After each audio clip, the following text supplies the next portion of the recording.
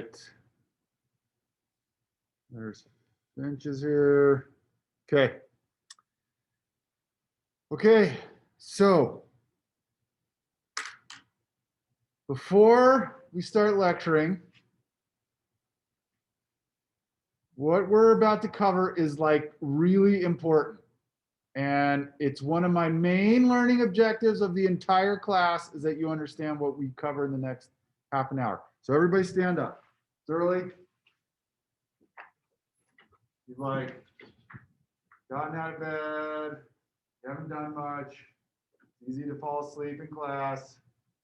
So we're going to jog in place for 5 seconds, or no, a little longer than that, 10 seconds. We got a track coach here. Now, usually when it's not COVID, I'll do it, and it'll make you guys laugh. What I do is I jump up and down and laugh.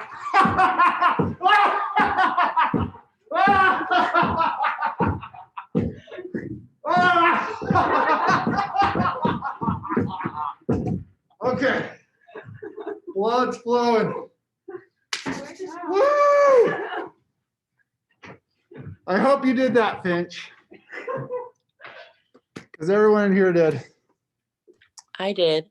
Nice. Good work. Okay. I hope you woke your roommates up too.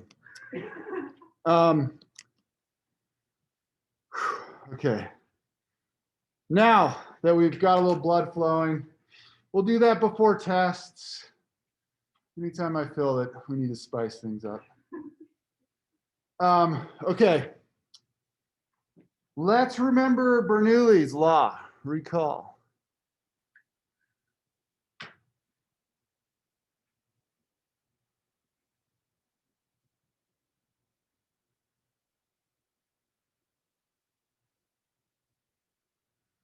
All right, who can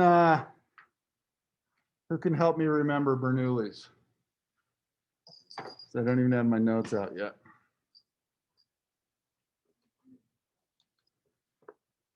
First of all, what did Bernoulli's law do?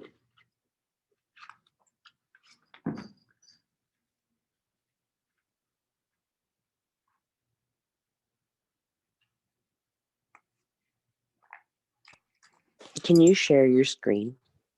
Yep. Thanks for reminding me.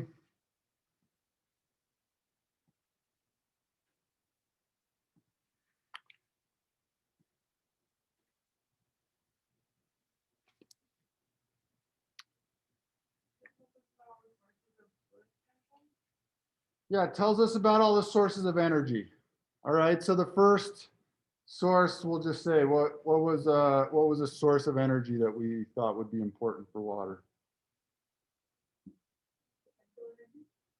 Yeah, sure, potential. So we said that one was rho G Z, where Z is the height.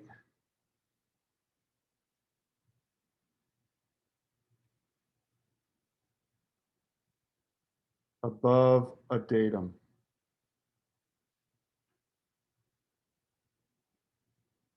What do I mean by a datum?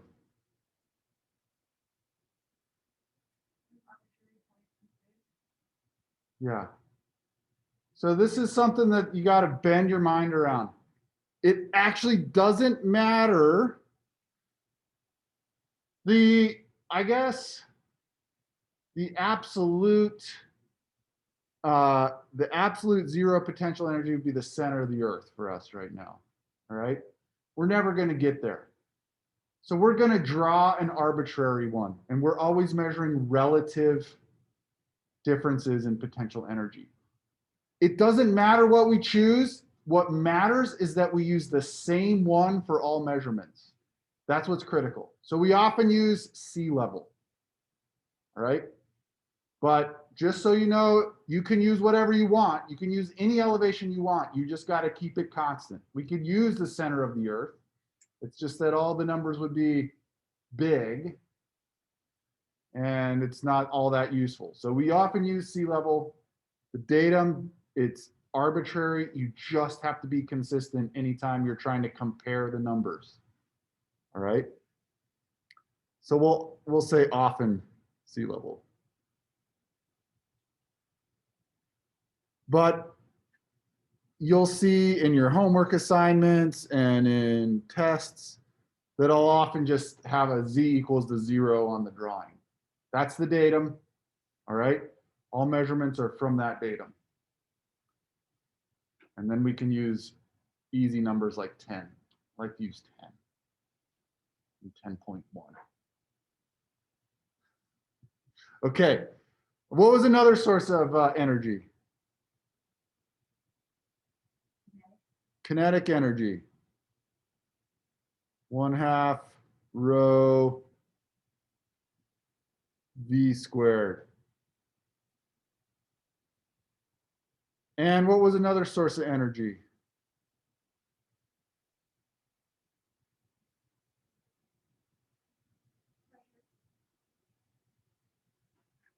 Pressure. P. All right, and we said that was equal to a constant. That means it stays constant for water along the flow path. And what happens is we convert energy from one type to another. All right. So we're gonna, I had written C, we're gonna change this to this symbol phi, uppercase phi.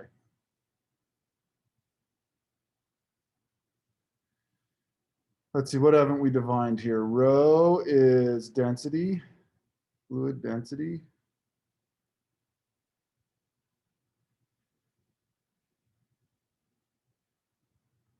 Big P is pressure.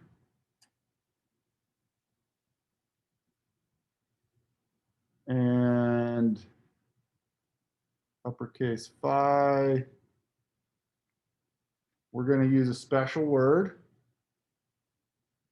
or two words, fluid potential.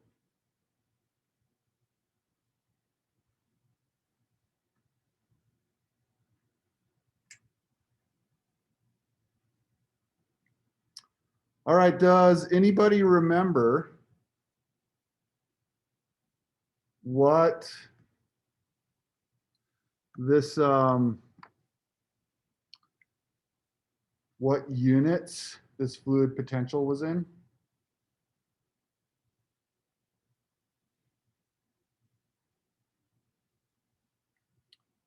Let me ask you this. Do you remember what units energy is in? What's the unit of energy? Yeah. So fluid potential, we said, was joules per unit volume of fluid. All right, so this is joules per meter cubed. We're staying SI. It's energy per volume. All right. Okay, so Bernoulli's law allows us to say, hey, if we make some assumptions about the fluid, it's incompressible, it's inviscid, and it's flowing laminarly, then all of my sources of energy are these three, and they're equal to this constant fluid potential, all right? So let's think about what this means for groundwater. And let's think about, first of all, some things that happen with groundwater. Well, first of all, groundwater doesn't move very fast. In most settings, a groundwater velocity of 1 meter a day would be pretty rapid. All right. There are some different places where that's not true. All right. But for the most part, groundwater moves very slowly. So in that case, if V is small, V squared is really small. All right. And this goes essentially to 0.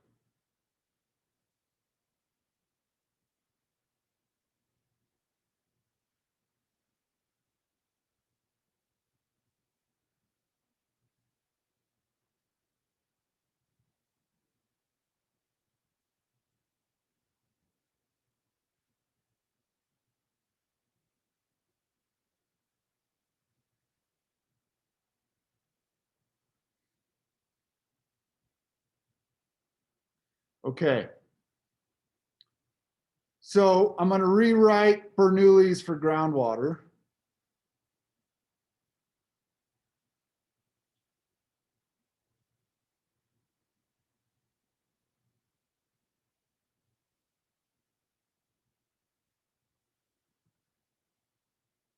And that's rho GZ plus P is equal to phi. All right, and this is the same statement. It just says that, okay, we don't really need to consider kinetic energy for groundwater. And what we're saying is we can get a measurement of the total energy per unit volume of water from these two terms, the gravitational potential energy and the pressure energy. Does anybody remember the equation for pressure?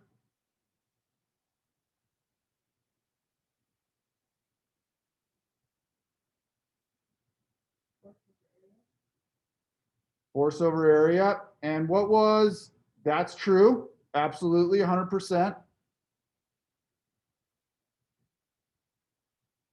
What was the equation we came up when we did a little fluid statics and we did this for fluid pressure in a column?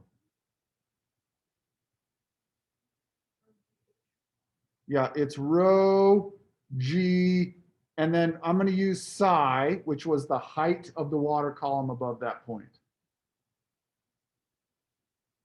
So I'm going to put that in here.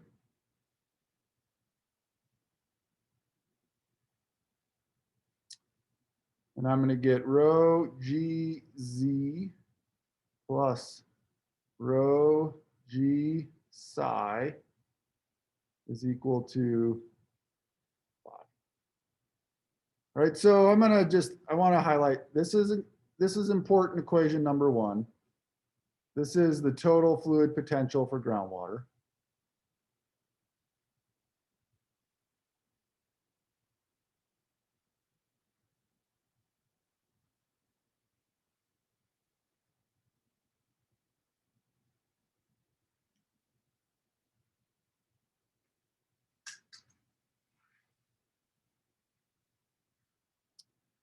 And I'm going to say that if I assume that my densities are constant, all right,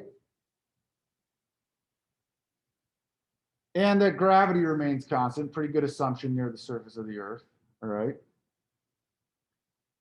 If I assume that these two are constant, then I can just divide all my terms in this equation by those, all right. So I'm going to divide by rho G, and I'm going to get important equation number 2.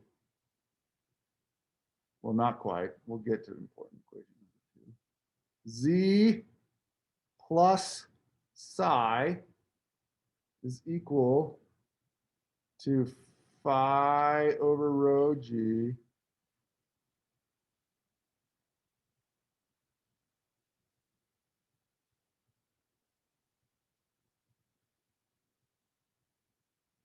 and I'm going to make one final little change, and we're going to have the first very fundamental equation that you guys need to be able to understand for groundwater.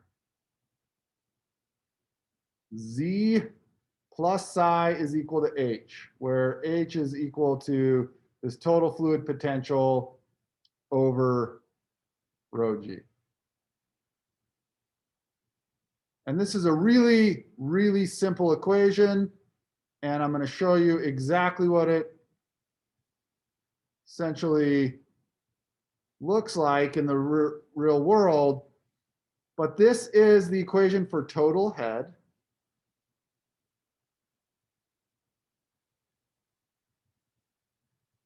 All right, where the total head is H. All right. So H is my total head.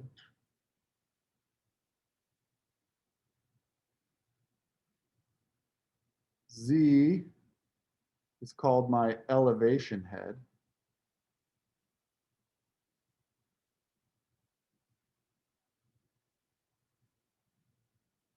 and psi is called my pressure head.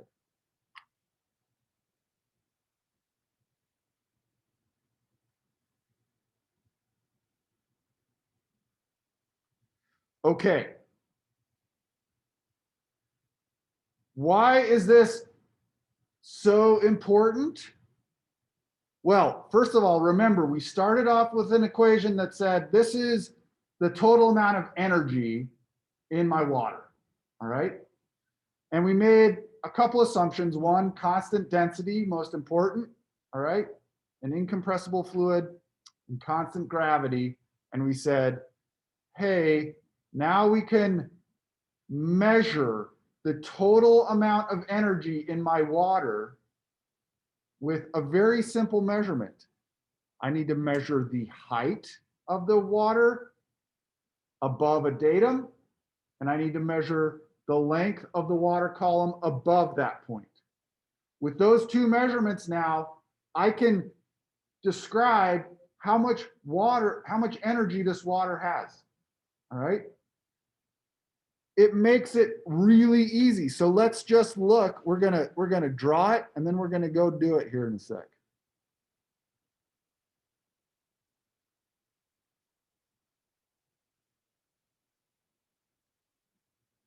All right, so here we're at the land surface.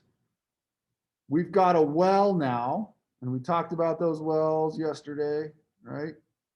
So it's cased down to some depth, all right? And I'm gonna do this just open hole. So I've got no screen. Well, I'll do a short screen, short, really short screen. So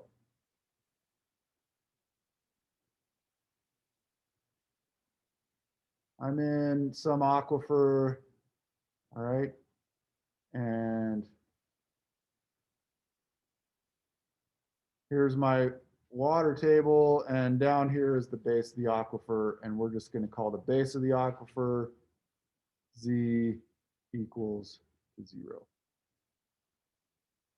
All right. So if I want to know exactly how much energy the fluid has right at this point, right at the screened point, remember, because the screened point is where water can come into my well. All right, so that's exactly where I'm measuring the fluid potential, is right where it's screened. Then all I need to know is the height of the screen above the datum, Z, and the depth, or the height, sorry, the height of the water column in my pipe above the screen. That's all I need to do.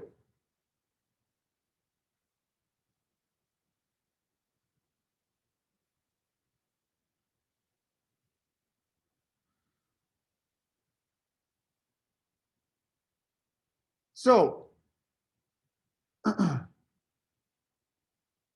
my total head is this length, H, right?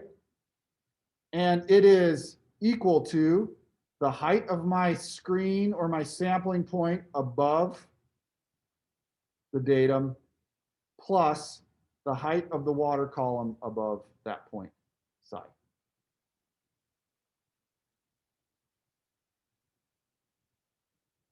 My pressure head is essentially a measurement of how much energy, pressure energy I have.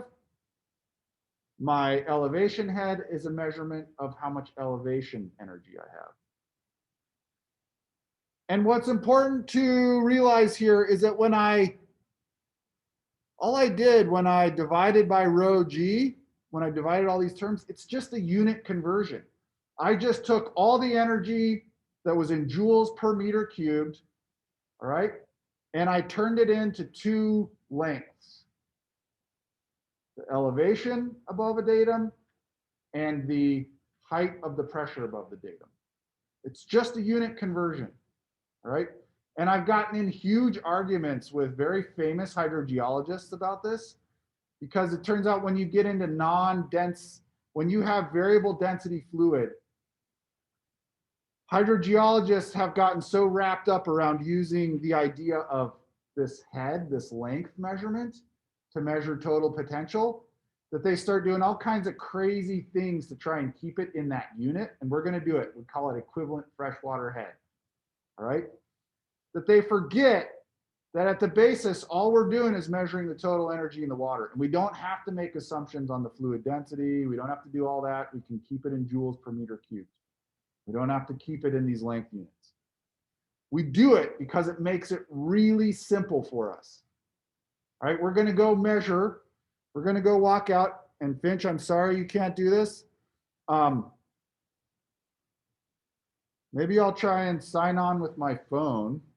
We can bring you along. Can I do that? No, my Zoom won't work on my phone.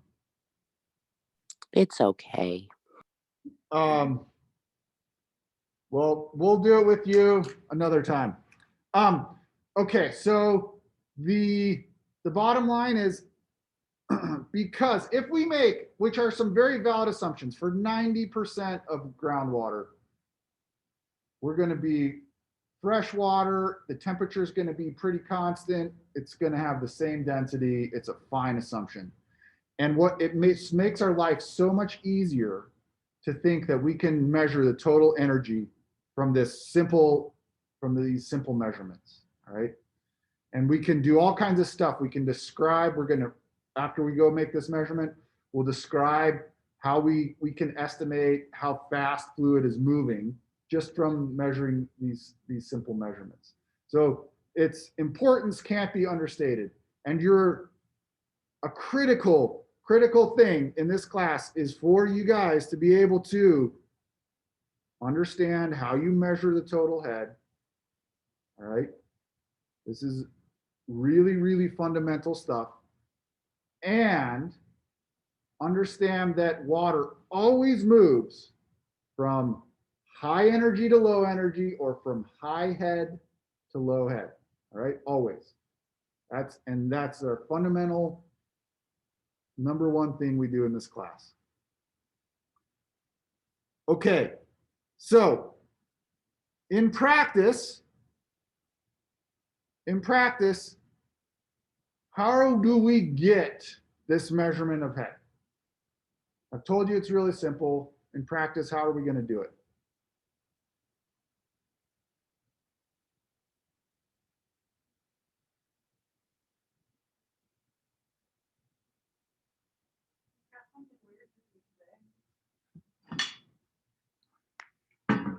Yeah, it's got something to do with that, but don't worry.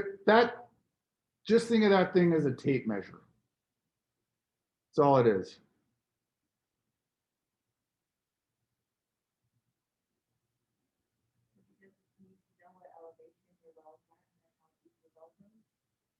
Okay, so where's my mouse? Yeah, I need to know the elevation right here. Let's say I know that, E. Okay, so yeah, knowing something about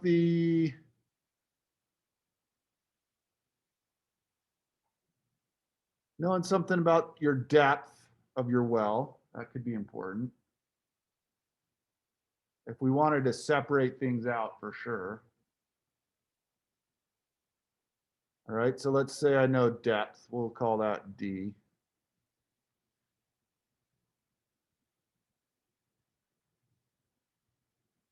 What else do you think I need to know? And that I can measure, easily measure. Remember, I'm sitting at the land surface. Pretty hard for me to get down a well. And generally not recommend it.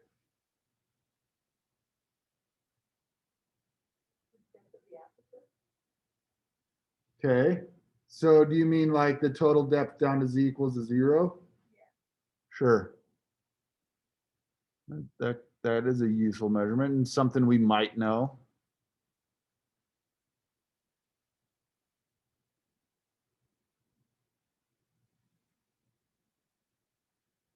All right, these would be things that I got from the drilling. Right, I would know maybe how, hopefully the driller would know how deep he drilled the well. It's not always a guarantee.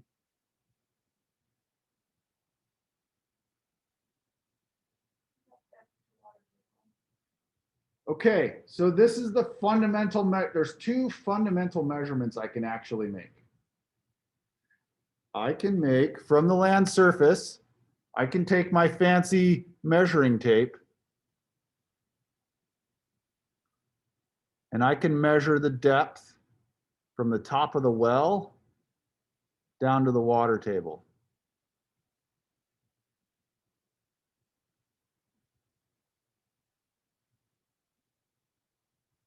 That's what I can measure. I can also run this thing all the way down. One way for me to get depth. Another way to get depth, I can run my tape, and if my tape's long enough, I can run it all the way to the bottom of the well.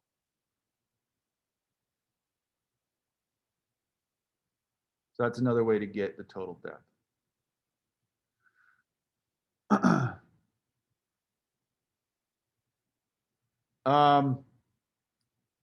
All right, so I got depth to water. What else do you think I need to turn this into an elevation? I've got depth to water. If I was to tell you guys, I want to know the elevation of the water table. What else do you think you need to know?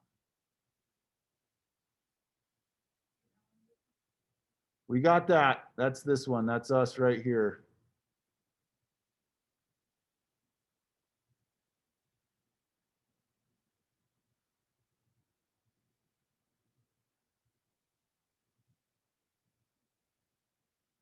If I want to know this elevation, I know this, and I know this. What else do I need to know? Yeah, the height of my well.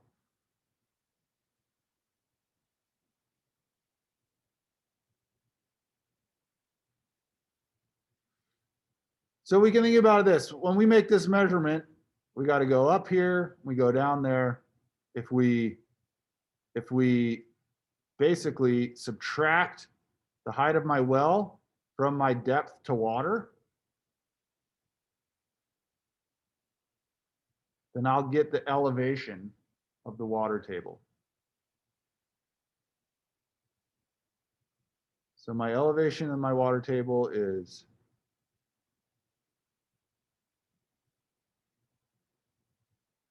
my depth to water minus the height of the well.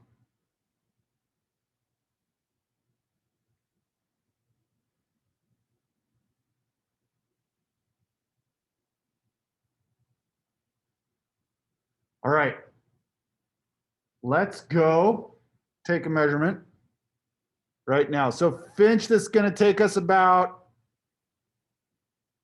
15 minutes, I'd say. Okay. So we'll see you back here around then. And I'm going to pause the recording for now.